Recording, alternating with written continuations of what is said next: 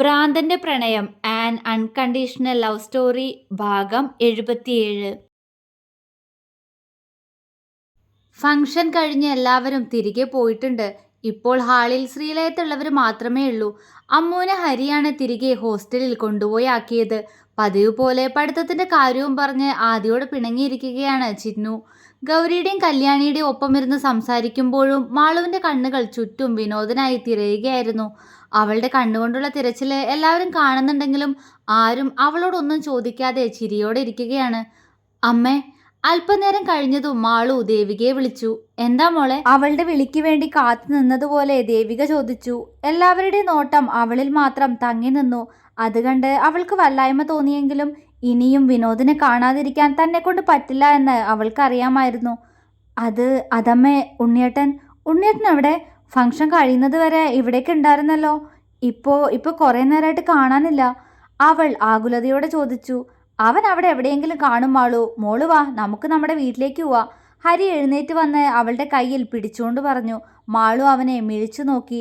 അവളുടെ നോട്ടം കണ്ട് അവന് ചിരി പൊട്ടിയെങ്കിലും അവൻ അവളെ നോക്കി മൃദുവായി പുഞ്ചിരിച്ചതേയുള്ളൂ. എന്താ മോളെ എങ്ങനെ നോക്കുന്നേ? വാ, സമയം ഒരുപാടായില്ലേ. വല്യമ്മ കടന്നോട്ടെ, നമുക്ക് പോവാ, അവൻ വീണ്ടും പറഞ്ഞു. അവൾ അവനെ ചുണ്ടുപിളർത്തി നോക്കി. എന്തു പറ്റി? അവളുടെ കാട്ടിക്കൂട്ടൽ കണ്ട് ചിരിയോടെ അവൻ ചോദിച്ചു. അത് ഞാൻ ഉണ്ണിയേട്ടനൊന്ന് കണ്ടിട്ട് വരാ ഹരിയേട്ടാ. അവളുടെ ശബ്ദം താഴ്ന്നുപോയി. ഹരിയുടെ ചുണ്ടിൽ വിജയച്ചിരി വിരിഞ്ഞു. അവളിൽ നിന്നും കേൾക്കാൻ കൊതിച്ച മറുപടി. അതെന്തിനാ മാളു? നീ ഇത്രയും നേരം വിനോദിനെ കണ്ടതല്ലേ, ഇനി പൊക്കോ, ഗൗരി കുറുമ്പോടെ പറഞ്ഞു. മാളു അവളെ കൂർപ്പിച്ചു നോക്കി. എന്താടി? അവളുടെ നോട്ടം കണ്ട് ഗൗരി പുരികമുയർത്തി. ഞാനേ നിന്റെ ഏട്ടത്തിയാ, അതുകൊണ്ട് വലിയവർ സംസാരിക്കുമ്പോൾ അതിനിടയിൽ കുട്ടികൾ അഭിപ്രായം പറയണ്ടാട്ടോ, മാളു ചുണ്ടുകൊട്ടിക്കൊണ്ട് പറഞ്ഞു. അവളുടെ സംസാരം കേട്ട് ചിന്നു വാപൊത്തി ചിരിച്ചു. എല്ലാവരുടെയും ചുണ്ടിൽ ആ നിമിഷം ഒരു പുഞ്ചിരി തത്തിക്കളിച്ചിരുന്നു. ഓ പിന്നെ, നീയൊരു വലിയ ഏട്ടത്തി വന്നേക്കുന്നു. വയസ്സുകൊണ്ട് നീ എന്നെക്കാ ചെറുതാ, അത് ഓർമ്മ വേണം, ഗൗരി പുച്ഛത്തോടെ പറഞ്ഞു. അതെ, എന്നെക്കാളും, ചിന്നുവും പറഞ്ഞു. മാളു രണ്ടുപേരെയും തറപ്പിച്ചൊന്ന് നോക്കി. അത് കണ്ടതും രണ്ടാളും ചിരിയോടെ അവളിൽ നിന്നും മുഖം തിരിച്ചു. നിങ്ങൾക്കൊക്കെ ഇത് എന്താ പിള്ളേരെ? മോളൊരു കാര്യം പറയുമ്പോൾ അതിനെ കളിയാക്കുന്നോ? രാജൻ ഗൗരവത്തോടെ ചോദിച്ചു. അതാ ചെറിയച്ച, വഴക്ക് പറയും രണ്ടിനെയും, മാളു മുഖം വീർപ്പിച്ചുകൊണ്ട് പറഞ്ഞു. അയാൾ ശരിയെന്ന പോലെ ചിരിച്ചുകൊണ്ട് തല കുലുക്കി. മാളു പിന്നെയും കണ്ണുകൾ കൊണ്ട് ചുറ്റും വിനോദിനെ പരതി. എൻ്റെ മോളെ, വിനു മുകളിലേക്ക് പോയി. അവന് ക്ഷീണാണെന്ന്, റൂമിൽ കാണും, മോള് ചെന്ന് കണ്ടിട്ട് വാ, പവിത്ര പറഞ്ഞതും മാളുവിന്റെ മുഖം വിടർന്നു പോയി. ആ, ഞാനിപ്പോ വരാമേ ഹരിയേട്ടാ, ഉണ്ണിയേട്ടനോടൊന്ന് പറഞ്ഞിട്ട് വരാം, മാളു പറഞ്ഞതും ഹരി പുഞ്ചിരിച്ചു. മോളെന്തിനെ ഇനിയും അവിടെ പോയി നിൽക്കുന്നേ? ഇപ്പോ മോളും ഉണ്ണിയും തമ്മിലുള്ള പ്രശ്നമൊക്കെ തീർന്നില്ലേ? ഇനി ഇവിടെ നിന്നൂടെ? ദേവിക ചോദിച്ചു. പക്ഷേ ഹരിയേട്ടൻ വരാൻ പറഞ്ഞില്ലേ, അതാ, മാളുവിന്റെ തല താണു. അത് ശരി, അപ്പോ നീ എന്റെ സന്തോഷത്തിന് വേണ്ടിയാണോ കൂടെ വരുന്നേ? അങ്ങനെയാണെങ്കിൽ നീ വരണ്ട, ഇവിടെ തന്നെ നിന്നോ. ഞാൻ കരുതി നിനക്കിപ്പോഴും അവനോട് ദേഷ്യം കാണുമായിരിക്കുന്നത്. എന്നാലും അവൻ നിന്നോട് പിണങ്ങി ഇത്ര ദിവസം നിന്നില്ലേ, മോശമായിപ്പോയി. ഹരി അവളെ ഇടങ്ങണ്ണിട്ട് നോക്കി. മാളുവിന്റെ മുഖം പെട്ടെന്ന് വീർത്തുപോയി. ഏക്കുന്നുണ്ട്, ഹരി ചിരിയോടെ മനസ്സിൽ പറഞ്ഞുകൊണ്ട് അവളെ വിഷമത്തോടെ നോക്കി. മോളെ മാളു, എന്നാലും അവൻ ചെയ്തത് കുറച്ച് കൂടിപ്പോയില്ലേ? പാവന്റെ കുട്ടി എന്തുമാത്രം വേദനിച്ചു. ഈയൊരു സർപ്രൈസ് തരാൻ അവൻ നിന്നെ ഇങ്ങനെ വേദനിപ്പിക്കണമായിരുന്നോ? ദുഷ്ടൻ, അവന് നിന്നോട് ഒരു സ്നേഹമില്ല. ഇന്നത്തെ ഫംഗ്ഷൻ നടത്താൻ ഒരാഴ്ച മുന്നേ നിന്നോട് പിണങ്ങിയില്ല അവൻ നിന്നെ പറ്റിക്കാൻ മാളു.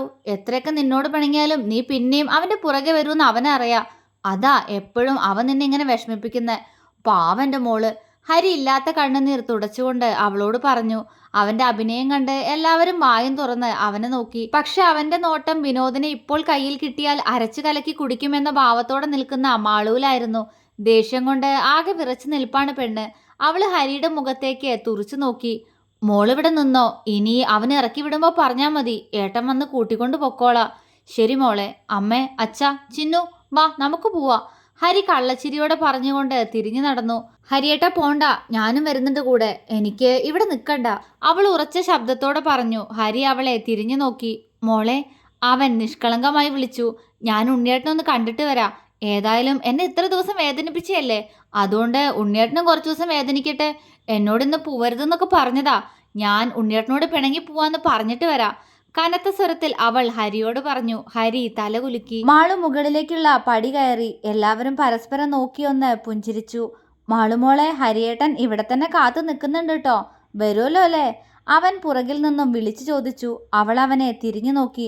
അവിടെ നിൽക്ക് ഹരിയേട്ടാ, ഞാൻ ഇപ്പൊ തന്നെ വരാം. അവൾ പറഞ്ഞതും ഹരി ചിരിയോടെ തല കുലുക്കി. മാളു തിരിഞ്ഞു. ഹാ, വന്നാ വന്നെന്ന് പറയാ, ചിന്നു ആരോടൊന്നില്ലാതെ പറഞ്ഞു. മാളു അവളെ കൂർപ്പിച്ചു നോക്കിക്കൊണ്ട് മുകളിലേക്ക് ചവിട്ടി കുലുക്കി നടന്നു. അവളുടെ മുഖം കണ്ട് ചിരിയോടെ എല്ലാവരും അവിടെ തന്നെ ഇരുന്നു. എല്ലാവരുടെയും മുഖത്ത് സന്തോഷമായിരുന്നു, നിറഞ്ഞ സന്തോഷം. ഈശ്വര, എൻ്റെ കുട്ടികൾ പുതിയൊരു ജീവിതം തുടങ്ങുക, അനുഗ്രഹിക്കണം എൻ്റെ മക്കളെ. ദേവിക മുകളിലേക്ക് നോക്കി കൈകൂപ്പിക്കൊണ്ട് പറഞ്ഞു. മാളു മുകളിലേക്കുള്ള സ്റ്റെപ്പ് കയറുമ്പോൾ അവളുടെ ഉള്ളിൽ വിനോദിനോട് പരിഭവമായിരുന്നു.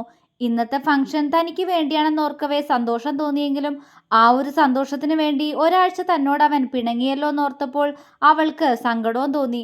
അവള് ദേഷ്യത്തോടെ മുന്നോട്ട് നടന്നു. പെട്ടെന്ന് മുകളിലെ ലൈറ്റ്സ് എല്ലാം അണഞ്ഞു. മാളു ഞെട്ടിപ്പോയി. അവള് താഴേക്ക് നോക്കി. അവിടെ വെളിച്ചമുണ്ട്. അവളുടെ നെറ്റി ചുളിഞ്ഞു. അവൾ അവിടെ തന്നെ നിന്നുകൊണ്ട് ചുറ്റും കണ്ണോടിച്ചു. അപ്പോഴാണ് അവൾ വിനോദിന്റെ റൂമിന്റെ ഡോറ് ചെറുതായി തുറന്നു കിടക്കുന്നത് കണ്ടത്. അവിടെ ഒരു മങ്ങിയ വെളിച്ചം കാണുന്നുണ്ട്. അവളുടെ കാലുകൾ അവരുടെ റൂമിലേക്ക് നീങ്ങി. അവൾ വാതിൽ പതിയെ തുറന്നുകൊണ്ട് ബെഡിലേക്ക് നോക്കി. ഇല്ല, ഇവിടെ ആരുമില്ല. അവൾ അകത്തേക്ക് കയറി. ഉണ്ണിയേട്ടാ, അവൾ വിളിച്ചു. പക്ഷേ മറുപടിയില്ല. ഉണ്ണിയേട്ടാ, അവൾ ബാത്റൂമിന്റെ മുന്നിൽ വന്നു നിന്നുകൊണ്ട് വിളിച്ചു. പക്ഷെ അത് പുറത്തേക്ക് കുറ്റിയിട്ടത് അവൾ അപ്പോഴാണ് കണ്ടത്. ഛേ, ഈ ഉണ്ണിയേട്ടനത് എവിടെ പോയി? ദേഷ്യത്തോടെ പല്ല് കടിച്ചുകൊണ്ട് അവൾ തിരിഞ്ഞു. അറിയാതെ അവളുടെ കണ്ണുകൾ നേരെ പോയത് ചുമരിലേക്കാണ്. ഒരു നിമിഷം മാളു പകപ്പോടെ അവിടേക്ക് തന്നെ ഉറ്റുനോക്കി. നിമിഷ നേരം കൊണ്ട് അവളുടെ കണ്ണുകൾ നിറഞ്ഞൊഴുകി, ചുണ്ടുകൾ വിതുമ്പി. ഒന്നും വിശ്വസിക്കാൻ കഴിയാതെ അവൾ കണ്ണുകൾ അമർത്തി തുടച്ച് അങ്ങോട്ടേക്ക് തന്നെ നോക്കി. ഹൃദയത്തിൽ ഇന്നോളമില്ലാത്തൊരു നൊമ്പരം. അല്ല, നൊമ്പരല്ല, സന്തോഷാണോ? അവൾക്ക് തന്നെ അറിയുന്നില്ല അത്. അവളുടെ കാലുകൾ പതിയെ അങ്ങോട്ട് ചലിച്ചു. ആ ചുമരിനരികിൽ എത്തിയവൾ അത്രയും അടുത്തു നിന്ന് അവിടേക്ക് നിറകണ്ണുകളോടെ നോക്കി. ചുമരിൽ നിറഞ്ഞു നിൽക്കുന്ന മാളവിക, വിനോദിന്റെ കൈവിരലുകൾ തീർത്ത മായാജാലം, ചിരിയോടെ നിൽക്കുന്ന മാളുവിന്റെ വലിയൊരു ചിത്രം. മാളു അതിലൂടെ പതിയെ തഴുകി. തന്നെ അതുപോലെ പകർത്തി വെച്ചതുപോലെയുണ്ട് ആ ചിത്രമെന്ന് അവൾക്ക് തോന്നി. കണ്ണുകൾ കാഴ്ചയെ മറച്ചതും അവൾ കണ്ണുകൾ അമർത്തി തുടച്ച് ആ ചിത്രത്തിന് താഴെയായി എഴുതിയിരിക്കുന്ന വാക്കുകൾ വായിച്ചു. എൻ്റെ മനസ്സും ഈ നെഞ്ചിലെ പ്രണയവും എല്ലാം നിനക്ക് വേണ്ടി മാത്രം മാളൂട്ട. ഓരോ സെക്കൻഡും എൻ്റെ ഹൃദയം മിടിക്കുന്നത് നിനക്ക് വേണ്ടി മാത്രം. ഐ ലവ് യു മാളൂട്ട. അവൻ പ്രണയത്തോടെ എഴുതിയ വാചകങ്ങൾ. മാളു മുഖം പൊത്തി പൊട്ടിക്കരഞ്ഞു. അപ്പോഴും അവളുടെ മനസ്സിൽ കുറച്ചു മുന്നേ താഴെ ഹാളിൽ ചുമരിലായി തൂക്കിയിരിക്കുന്ന ഗായത്രിയുടെ ഫ്രെയിം ചെയ്ത ഫോട്ടോ ആയിരുന്നു. കേക്ക് കട്ട് ചെയ്യും മുന്നേ ചുറ്റും നോക്കിയപ്പോൾ ആയിരുന്നു അവൾ ആ ഫോട്ടോ ഫ്രെയിം കണ്ടത്. അങ്ങനെ ഒന്ന് അവിടെ കണ്ടപ്പോൾ അവൾക്ക് അതിശയം തോന്നി. വിനോദിനെ സംശയത്തോടെ നോക്കിയവളെ കണ്ടിട്ടും അവനൊന്നും അറിയാത്തതുപോലെ കള്ളച്ചിരിയോടെ നിന്നത് മാളു ഓർത്തു. ആദ്യമായി ഗായത്രിയുടെ ഫോട്ടോ അവിടെ കണ്ടതിൻ്റെ അർത്ഥം അവൾക്ക് ഇപ്പോൾ മനസ്സിലായി. താൻ അത്ഭുതത്തോടെ അതിലേക്ക് നോക്കി തൻ്റെ പാതിയുടെ മുഖത്തേക്ക് നോക്കിയപ്പോൾ ആ ചുണ്ടിൽ വിരിഞ്ഞിരുന്ന ചിരിയുടെ അർത്ഥം മനസ്സിലായി. മാളു കരഞ്ഞുകൊണ്ട് ചിരിച്ചു. ഉണ്ണിയേട്ടാ, അവൾ തേങ്ങലോടെ അവനെ വിളിച്ചു. ആ റൂമിൽ എവിടെയും അവനില്ല എന്ന് അവൾക്ക് മനസ്സിലായി. അവൾ നിറഞ്ഞ കണ്ണുകൾ അമർത്തി തുടച്ചുകൊണ്ട് റൂമിന് പുറത്തേക്ക് ഇറങ്ങി. ഓ ഉണ്ണിയേട്ടാ, അവൾ വീണ്ടും വിളിച്ചു. മറുപടിയില്ല. ഒന്ന് കാണാൻ തോന്നുന്നു, ആ നെഞ്ചോട് ചേരാൻ, ആ മുഖം മുഴുവൻ ചുംബനങ്ങൾ കൊണ്ട് മൂടാൻ. അവളുടെ നെഞ്ചിൽ പ്രണയം നിറഞ്ഞു കവിഞ്ഞു. അവളുടെ കണ്ണുകൾ ചുറ്റും അവനായി അലഞ്ഞു നടന്നു. പെട്ടെന്നാണ് അവളുടെ കണ്ണുകൾ ടെറസിലേക്ക് പോയത്. അവിടെ എന്തോ ചുവന്ന പ്രകാശം കാണുന്നു. അവളുടെ കാലുകൾ അങ്ങോട്ട് ചലിച്ചു. തൻ്റെ പ്രിയപ്പെട്ടവനെ കാണാൻ, ആ നെഞ്ചോട് ചേരാൻ. മാളു പതിയെ ടെറസിന്റെ ഡോറ് തുറന്ന് അകത്തേക്ക് കയറി. അകത്ത് മുഴുവൻ പല നിറത്തിലായി അലങ്കാര ബൾബുകളെല്ലാം തൂക്കിയിരിക്കുന്നു. നിലത്ത് ബലൂൺസ്. അതിലൊക്കെ ഒന്ന് കണ്ണോടിച്ച് മാളുവിന്റെ കണ്ണുകൾ ചുറ്റും വിനോദിനായി തിരഞ്ഞു. ഒടുവിൽ അവൾ കണ്ടു ടെറസിൽ നിന്നും മുകളിലേക്ക് നോക്കി നിൽക്കുന്ന വിനോദിനെ. ഉണ്ണിയേട്ടാ, അവൾ തേങ്ങലോടെ അവനെ വിളിച്ചു. വിനോദ് അവളെ തിരിഞ്ഞു നോക്കി. മാളുവിന്റെ കണ്ണുകൾ നിറഞ്ഞൊഴുകി. വിനോദ് അവളെ നോക്കി പ്രണയത്തോടെ പുഞ്ചിരിച്ചുകൊണ്ട് അവൾക്ക് നേരെ കൈകൾ വിടർത്തിപ്പിടിച്ചു. മാളു ഒറ്റക്കുതിപ്പിന് അവൻ്റെ അടുത്തേക്ക് ഓടി വന്ന് അവൻ്റെ നെഞ്ചിലേക്ക് വീണ് അവനെ കെട്ടിപ്പിടിച്ച് പൊട്ടിക്കരഞ്ഞു. വിനോദിന്റെ കണ്ണുകളും നിറഞ്ഞിരുന്നു. അവൻ അവളെ കൂടുതൽ തന്നിലേക്ക് ചേർത്ത് പിടിച്ചമർത്തി. മാളു തേങ്ങിക്കരഞ്ഞുകൊണ്ട് അവൻ്റെ നെഞ്ചിൽ അടിക്കാൻ തുടങ്ങി. എന്തിനാ എങ്ങനെയൊക്കെ ചെയ്ത്? എന്നെന്തിനാ എങ്ങനെ സ്നേഹിക്കണേ? ഗായത്രി ചേച്ചിയുടെ ചിത്രം അവിടെ നിന്ന് എന്തിനാ കളഞ്ഞ്? ഞാൻ സങ്കടപ്പെടുന്നു വെച്ചിട്ടാണോ? എന്തിനെന്നെ വരച്ച്? പറ. അവൾ തേങ്ങി പറഞ്ഞുകൊണ്ട് അവനെ അടിച്ചുകൊണ്ടിരുന്നു. മാളൂട്ടാ, ഉണ്ണിയേട്ടന് വേദനിക്കുന്നു വേണേ. അവൻ ചിരിയോടെ പറഞ്ഞു. മാളു അവനെ മുഖമുയർത്തി നോക്കി.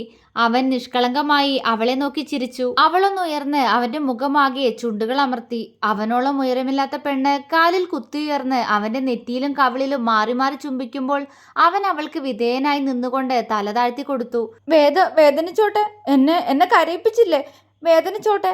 അവന്റെ മുഖമാകെ ചുംബിക്കുമ്പോഴും അവൾ തേങ്ങി പറഞ്ഞുകൊണ്ടിരുന്നു. അവൻ ചിരിച്ചു. ചുണ്ടിലും കൂടി താടി ഉമ്മ, എന്റെ കവിളും നെറ്റിയും മാത്രം ഉമ്മ വെച്ചിട്ട് എന്താ കാര്യം? പെണ്ണ് നിർത്താതെ ചുംബിക്കുമ്പോഴും തന്റെ ചുണ്ടിൽ മുത്തുന്നില്ല എന്നൊരു വീർപ്പോടെ മനസ്സിലാക്കി വിനോദ് അവളുടെ മുഖം കയ്യിൽ കോരിയെടുത്ത് പരിഭവത്തോടെ പറഞ്ഞു. മാള് വിറയലോടെ അവനെ നോക്കി. എന്തേ, തരില്ലേ? അവൻ ചോദിച്ചു. അവന്റെ നോട്ടവും ശബ്ദവുമെല്ലാം വേറെ എന്തോ പോലെ, അവളെ ആകെ തളർത്തുന്ന നോട്ടം. ഉണ്ണിയേട്ടാ, അവൾ അത്രയും പതിയെ വിളിച്ചു. നീ തരുന്നില്ലെങ്കിൽ ഞാൻ എടുക്കുവാണേ. എത്ര ദിവസമായി, നേരത്തെ നീ തന്നത് എനിക്കൊന്നും ആയിട്ടില്ല.